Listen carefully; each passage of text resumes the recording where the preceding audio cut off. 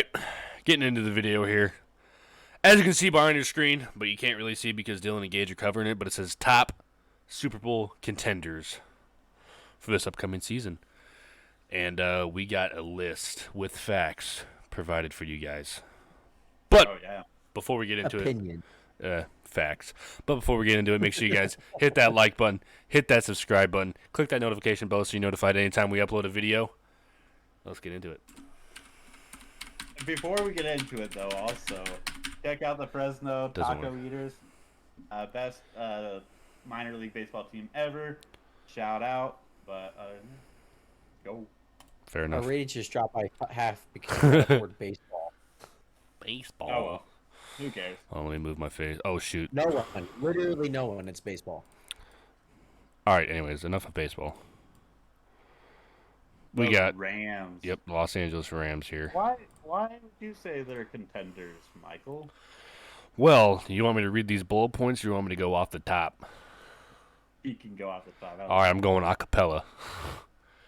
Here we go. I'm just kidding. I'm gonna read the bullet points first. All right, we came up with these jointly. Reason number one is because they won the Super Bowl last year. To be honest. That was mine. It was really intuitive. Yeah, it was. That was Gage's. He had a real Michael take.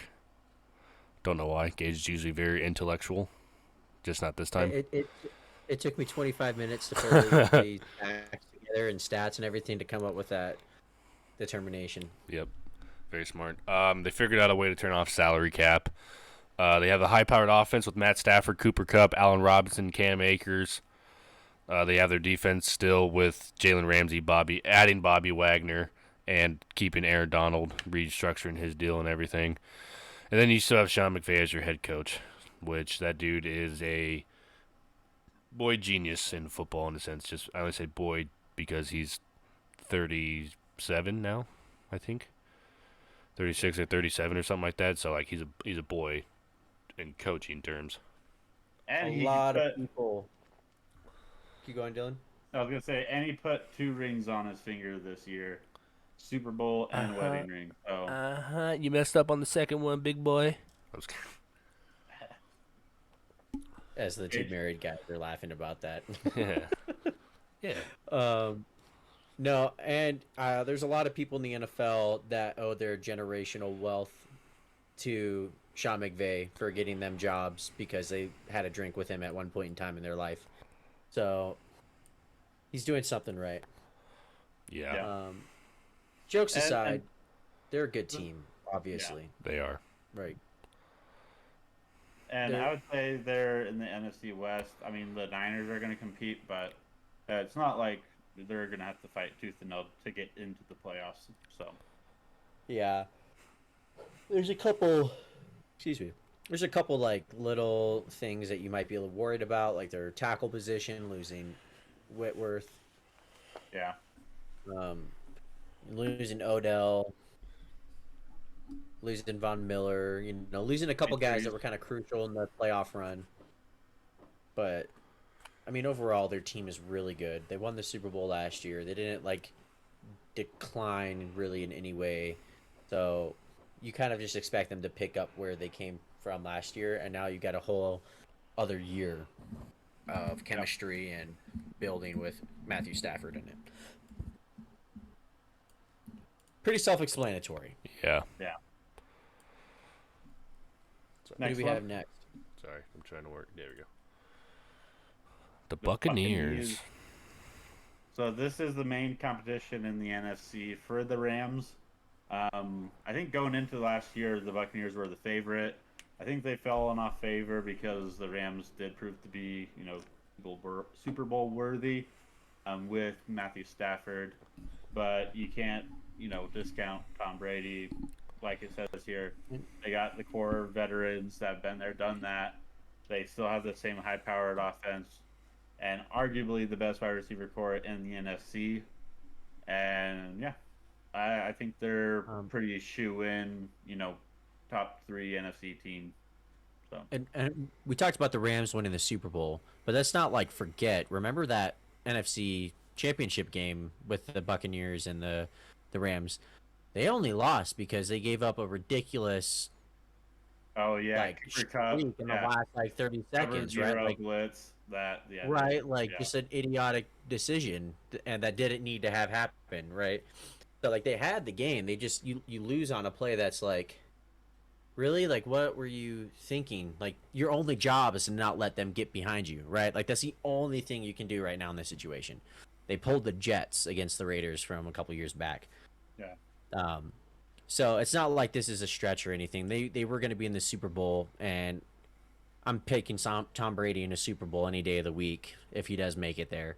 So we'll see how it goes. The only caveats here is, he doesn't have his boy Gronk with him right now.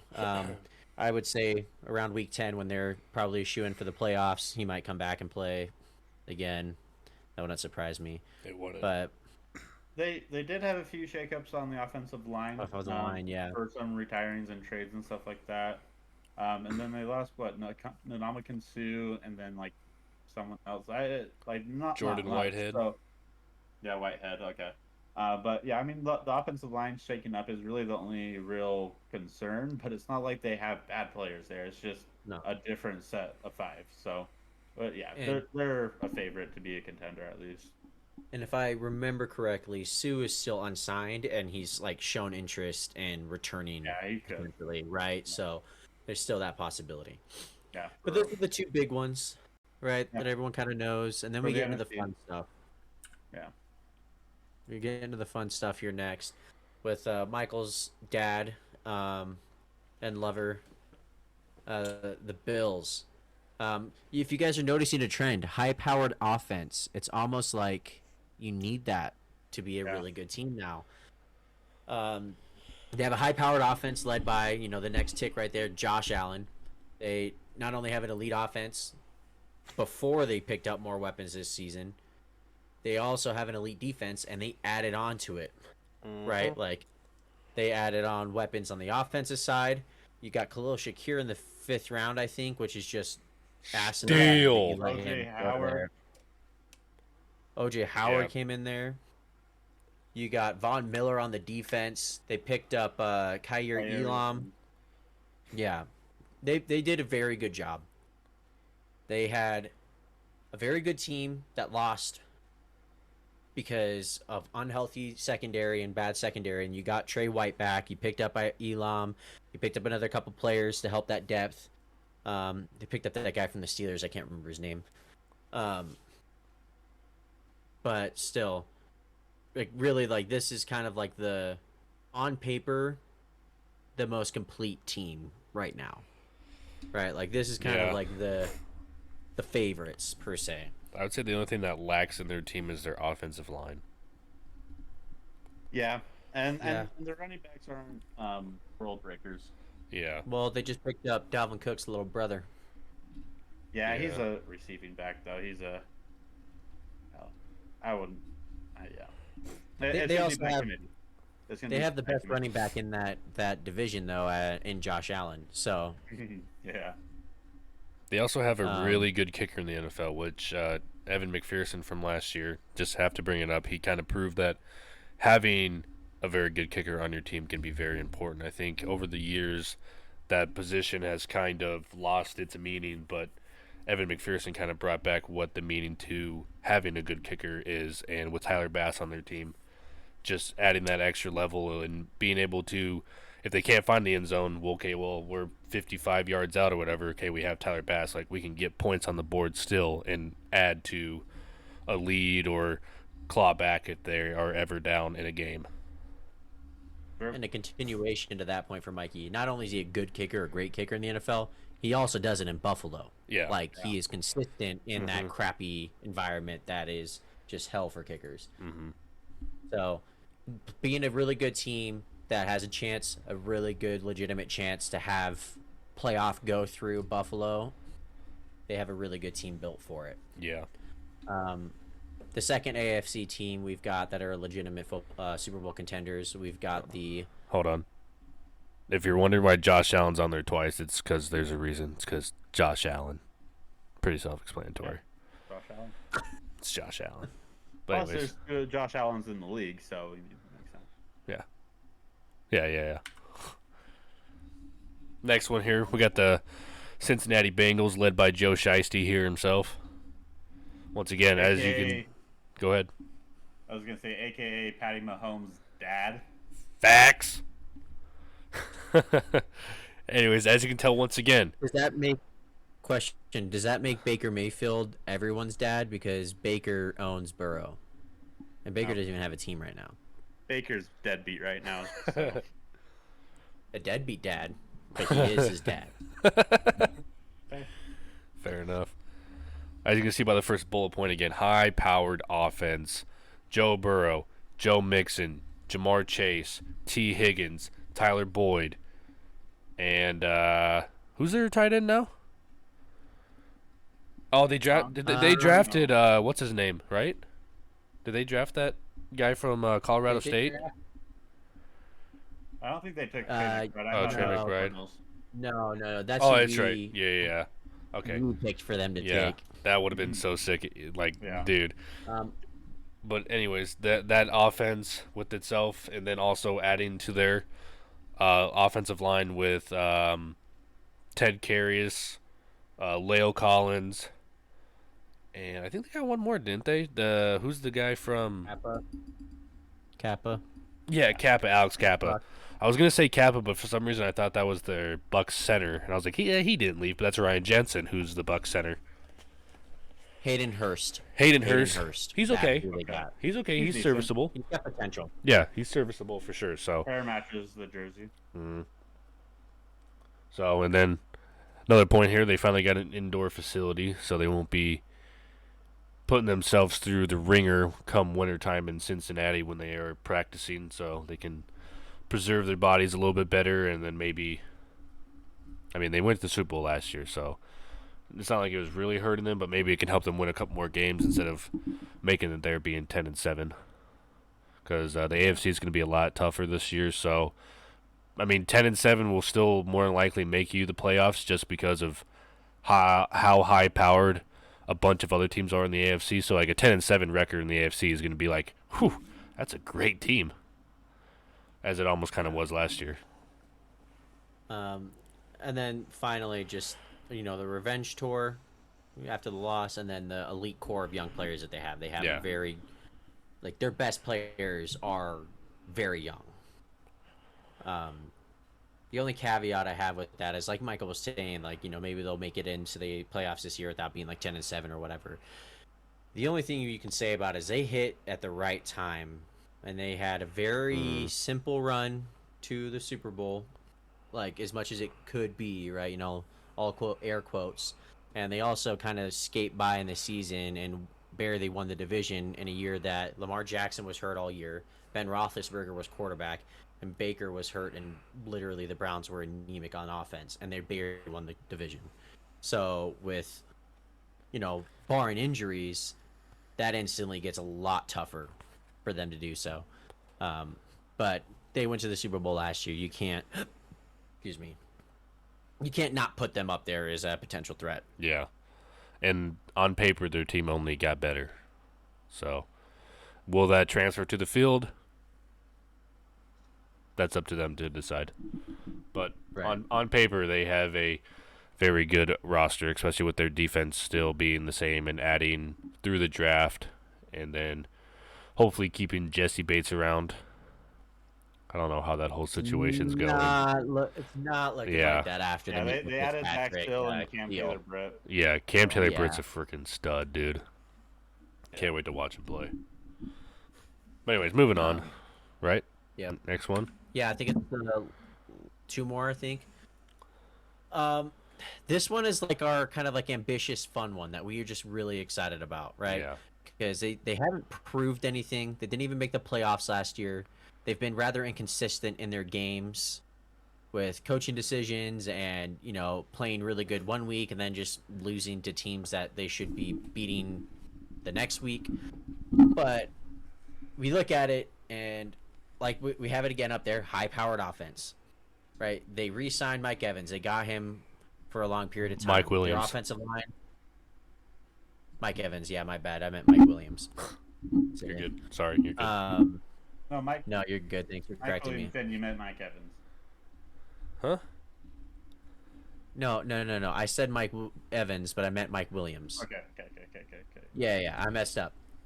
And then their offensive line was a huge improvement last year, and they just added a little bit to it, and they're also just you're getting that one extra year. That's one of the biggest things with offensive line is just that chemistry is such an important part. So having that experience together for one extra year is really important. And no one's denying it. Herbert's a dude. I mean, that guy. Dog. Honestly, yeah, he's arguably, like he could be better than a lot of the younger guys. Like a lot of the guys that you like tout as like the best quarterbacks. Like you can argue and say that he's up there. So all they did was improve their offense and maintain it and keep it going. And then what they did is they really boosted that defensive line and defense. They had an awful run game defense, literally the worst in the NFL. We talked about it multiple times on this channel already, but they picked up Derwin. They re-signed Derwin James, I believe, or like extended him some way or shape or form. I know he's back finally. Yeah, I hope he stays healthy. I really do. He's so much fun to watch when he does actually play. Kind of sad. They signed J.C. Jackson, an elite top corner. They picked up Khalil Mack, who is on the turn of his career compared to what he's been, but it's still Khalil Mack. And when you have Joey Bosa bookending on the other side, I mean, you saw what Jadeveon Clowney was able to do just playing with Myles Garrett for 1 year. Khalil Mack's much better than Jadeveon Clowney. So I'm excited to see what this team can do. What do you guys think? I kind of took up a lot of this. Oh, you're good. I would say with the Chargers, it's getting the getting the right timing and getting the ball to kind of roll the right way for them, because they can go toe to toe with the Chiefs. They can go toe to toe with anyone, and I think they proved that. Yeah. And their fourth down decisions haven't been bad. They just haven't converted on them. One of the big order ones is they completed a touchdown pass on it, but the dude got put into a coma essentially on the way down and lost the ball. And so there's things that they could have done better, but there's things that just didn't go their way. And if they did, they would have been in the playoffs. Would have been able to make a push and everything like that. So yeah, they're really a giant just waiting in the shallow end, just waiting for the opportunity to kind of take over. And I think they're poised for that with all the additions they did. They're serious about their team. They're serious about pushing Justin Herbert's window, and I think that they'll get very far into the playoffs, if not, to the Super Bowl. So, yeah. Okay. Couldn't have said it better myself. I think just mainly for that whole team, just adding to that run defense. I mean, that is going to boost them tremendously. Even if it bumps them up like 10 spots for run defense, like that's still major, and that's one of the reasons why the Patriots beat them and a few other teams have beat them, is because that run defense was horrible. And adding the likes of like Sebastian Joseph Day, who's a serviceable nose tackle, just a big body you throw in there, just eats everything. Yeah, so eats up all the space. Yeah, I'd say that's one of the things that they did very well in boosting that. So I that was obviously the weakest point of their game, but I think it was the one of only weaknesses that they had in their team, and they fixed it. So we'll see how it plays out this next season. But yeah, these guys are for sure trending up and looking in the right direction, and I could totally see them going to the Super Bowl. They've definitely got that chance. Yes. And then last but not least, got the Kansas City Chiefs. Again, also a high-powered offense. Let's just get the elephant out of the room. Tyreek Hill is gone, right? Their offense isn't going to be like quote-unquote better because he's gone, right? Like no one's making that argument. That being said, they did kind of improve their offense overall. They were able to add wide receivers that added something different to what they didn't have that ability to have before. They didn't have anybody that could play over the middle besides Travis Kelce. Now you've got somebody that is elite in doing that in Juju Smith-Schuster. He is very good over the middle. As much as like he does his TikToks and everyone makes jokes about him, like I just did, but like he's a very good wide receiver. He's not your Tyreek Hill. He's not going to blow the tops off, but you still have a couple burners on the outside that you retained. Yeah, if you forget about him, he'll make you pay. Right. And with those draft picks that they got from trading, they were able to improve that defense that desperately needed it. Yes. Like all over. They spent a lot in the free agency to help improve the areas that needed it. Their offensive line that improved dramatically last year, that was what they were worried about last year because of Mahomes running for his life in the Super Bowl the year prior against the Bucks. They improved a ton, and now they got that extra year. And we talked about it with the Chargers. Having that one extra year to build up that experience together is really important. And then they also added Rojo as a running back on the offense, so they can finally, hopefully, establish a consistent running game with Clyde Edwards-Helaire not being able to do that for the last couple of years. Yeah, and the Chiefs' offense kind of operates in a similar vein with, I want to say, either the Niners, where usually any running back that's in that system is popping off. That just was the Chiefs for a long time, and it was weird to see that with Clyde, that it just didn't go and it wasn't moving. And so hopefully Rojo can add that dynamic on the field, which they've been trying to do with Le'Veon Bell and all these other different signings that they've added.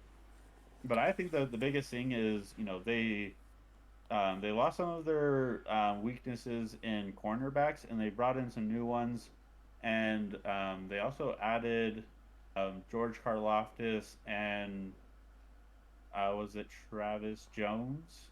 Or yes, one of those. Travis Jones went to the freaking Ravens. Yeah, it was one of those defensive linemen, though. Logan Hall or something. But I think they've made some smart moves. And then you just have to say, when you have Patrick Mahomes on the field, you're gonna have a chance to win the game. So. They cut a lot of cap that didn't need to be there, and got younger in positions. Tyrann Mathieu is one of them. I know Honey Badger is a beloved player in the NFL, but he's heavily overrated for what he's been the last couple years. And that's not saying he's a bad player right now. He's just not that elite of elite that they were paying him for. Mm-hmm. And they got, what's his name? Reed. Yeah, They got Reed to replace him. They added Dogs. McDuffie. McDuffie. Yeah. That's right, yeah.